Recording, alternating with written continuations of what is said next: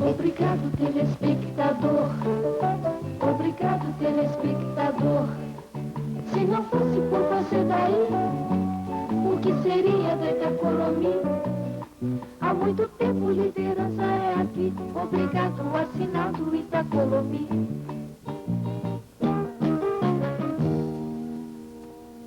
Foi a Palmira Barbosa, que eu chamo até hoje de a minha madrinha, que me levou para fazer um teste na TV Itacolomi. Isso foi lá pelo mês de agosto, setembro, por aí. A televisão ainda não estava no ar, tinha algumas transmissões experimentais, ficava aquele RMA, aquele slide parado no ar e todo mundo embasbacado nas vitrines, vendo aquele aparelho. De vez em quando tinha um desenho animado, um filmezinho. Quando se preparou a inauguração da TV Itacolomi, se preparou com muito esmero, com muito cuidado, a inauguração da Itacolomi. Uma semana de festas, cada segundo cronometrado para isso. E depois que terminadas as festas de inauguração, o que me afigurou foi o seguinte: a TV Itacolomi está pronta, está funcionando, está nas nossas mãos. E o que nós vamos fazer com isso? Então veio uma loucura, manter 3 horas de reportagem ou de televisão funcionando. O que eu enxergo que naquela época nós fizemos mais rádio configura. O que eu chamo de rádio configura? Nós tínhamos alguns programas que eram chamada, não sei se o nome era esse, uma prata da casa. Então vinham os cantores da Rádio Guarani, cantavam, o professor Maclerevski do piano, tocava piano. Então era isso mais ou menos que a televisão fazia. A televisão brasileira é muito diferente da televisão europeia ou americana, que é uma televisão que veio do rádio. Enquanto na Europa, por exemplo, a televisão, e nos Estados Unidos a televisão veio muito do cinema, quer dizer, os profissionais de televisão vieram do cinema, já conheciam essa linguagem da imagem. Como no Brasil o cinema praticamente não existia, a televisão começou sendo feita por aqueles que faziam rádio na época. O jornal Banco Minas era hoje o Jornal Nacional. Era um jornal bem pesado. Olha, ele era uma mistura de Jornal Nacional com Aqui e Agora, porque nós tínhamos as matérias bem populares, aquelas matérias bem populares, polícia, não execrando como fazem hoje, né? Mas aquelas matérias que eram feitas na delegacia, matérias polêmicas, enfim, era um jornal que tinha opinião, até determinado ponto, porque depois veio a censura, aí nós ficamos presos à censura. Tem até aqui recomendações, né? As recomendações da censura, que se você lê-las, você vai, por que vocês faziam, né? A gente tinha que driblar a censura de uma certa forma. O Papa foi à Colômbia, a Itacolomi foi a única emissora ir lá cobrir. Nós cobrimos campeonato sul-americano de futebol, cobrimos Copa do Mundo. Bom, as Copas nós já fomos com a rede, né, num pool, mas o comando era do pool associado, e dentro do pool associado o comando era da Itacolomi. A Tupi tinha jornalismo, tinha futebol do Rio, São Paulo também tinha, mas eles não tinham a presença, nem andavam igual nós andávamos. Nós cobrimos o Brasil inteiro, e às vezes independente. Às vezes a Rede Tupi estava fazendo um jogo para a rede e a Itacolomi estava fazendo para ela sozinha. Itacolomi, por dentro, Itacolomi, no lance, esporte é o nosso forte, estamos na frente, mandando melhor. Fiquei no 4, parei na Itacolomi. Nessa eliminatória mesmo que eu estava dizendo, da Copa do Mundo de 68 no Paraguai,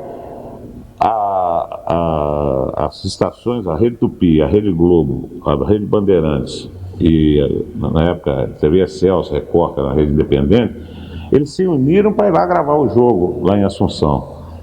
E foram no avião da Força Aérea, no Ávoro da Força Aérea. E nós somos de jatinho, passamos o jogo aqui, eles passaram 2 dias depois.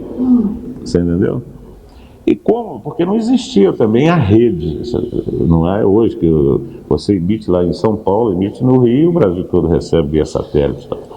Antigamente era local. era muito local. E a Itacolomi tinha uma cobertura nacional e internacional para o público dela de Minas Gerais. E eu era o diretor de TV, eu era o produtor e fazia questão de fazer a direção de TV para dar aquele clima que eu queria e tal. E eu tô lá dentro da cabine, que ela é separada do estúdio só por um vidro. Eu tô lá dirigindo o programa com texto na mão, porque era tudo roteirado, tudo certinho. De repente um moleque tira um negócio do bolso, o telespectador não viu isso, porque estava no ar uma outra coisa, mas eu lá de dentro tinha visão do estúdio.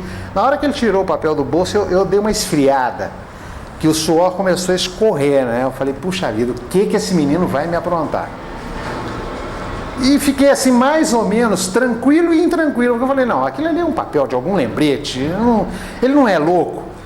De repente é a vez dele fazer a pergunta, ele vira para o cidadão e fala assim, Excelência, é verdade que ali na Lagoinha, em tal lugar assim, existe uma sala especial para descer o cacete nas pessoas? E tinha até um nome a sala. Pra quê? E agora? Como é que eu faço? O homem não respondeu nada, ficou só olhando. E eu falei, bom, o jeito é tirar o programa do ar, né? E escureci tudo, tirei a estação do ar, entrei com comercial. E não foi preciso muita coisa, né? Para o homem sair dali, dizer, não continuo, isso é um absurdo, isso não foi combinado. E pouco depois eu estava sendo chamado para ir conversar com o pessoal não lembro se foi da Polícia Federal ou do DOPS. Como repórter de rua, eu cobri um fato terrível, que foi o desabamento da Gameleira, né? Quando o pavilhão da Gameleira desabou, né? Na época o Estácio Ramos era meu chefe, então veio a notícia, parece que aconteceu um desastre lá na Gameleira, isso é tal. Aí o Estácio falou, Sérgio, pega um carro e vai para lá. Antes de eu chegar lá, já estava sendo mobilizado o carro de externo da Itacolomi, que já sabia que a coisa era grande. Eu cheguei, já colocaram o caminhão de externa lá, ligou e nós começamos a transmitir, né? Aquele quadro dantesco, horroroso, né? De você vendo corpos sendo retirados, pessoas mutiladas. E ali eu fiquei 3 dias lá, tomando leite e comendo pão sem manteiga. E fazendo flashes transmitindo, né? A TV Itacolomi ia, voltava, a hora que ia retirar, vai retirar mais um corpo, e tal. Aí a televisão entrava com flash, né? Eu passei 3 dias lá. Então foi um momento, como repórter, né? Angustiante, né? TV Itacolomi, Sempre na liderança, Canal 4, Belo Horizonte, Minas Gerais. Só a Itacolomi que tinha uma estrutura de equipamento para poder fazer a vinda do Papa a Belo Horizonte. Somente, não existia outra.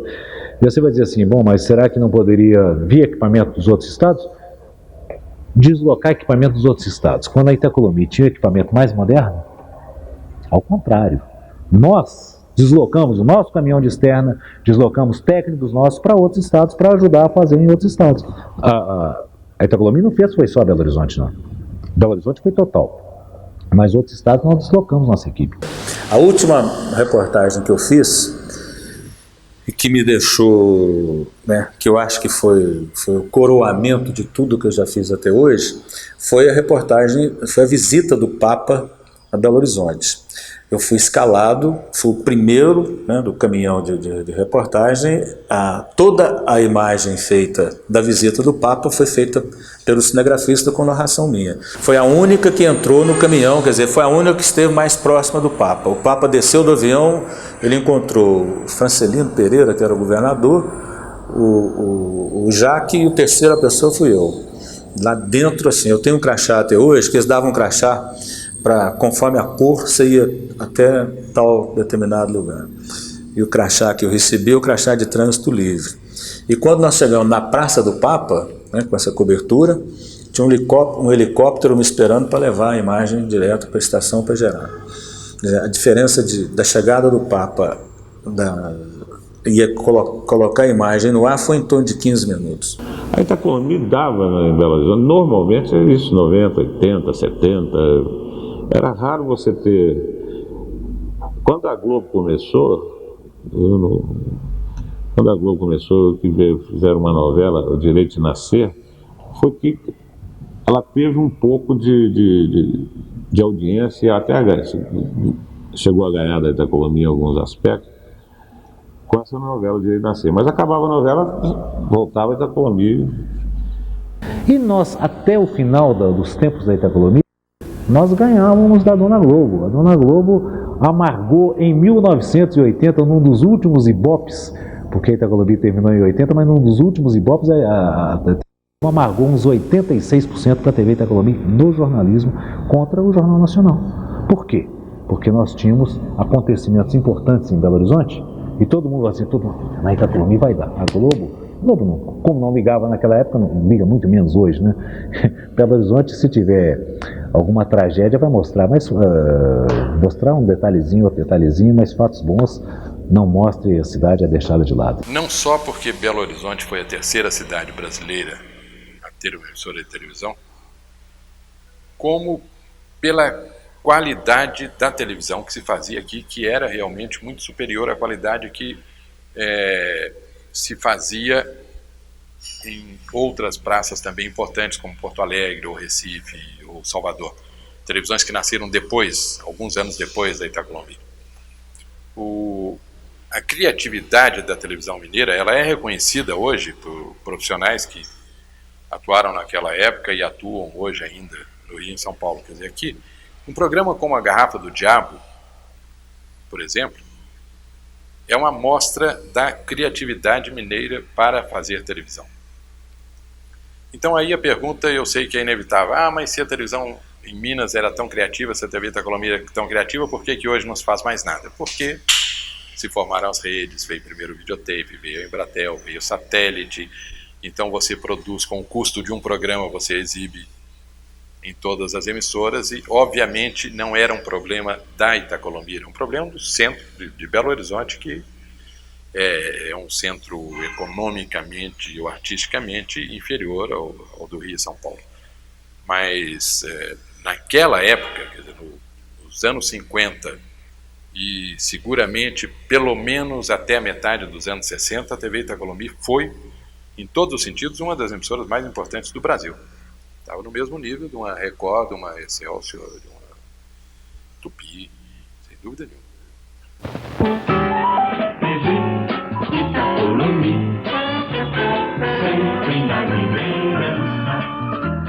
Canal 4, Belo Horizonte, Minas Gerais.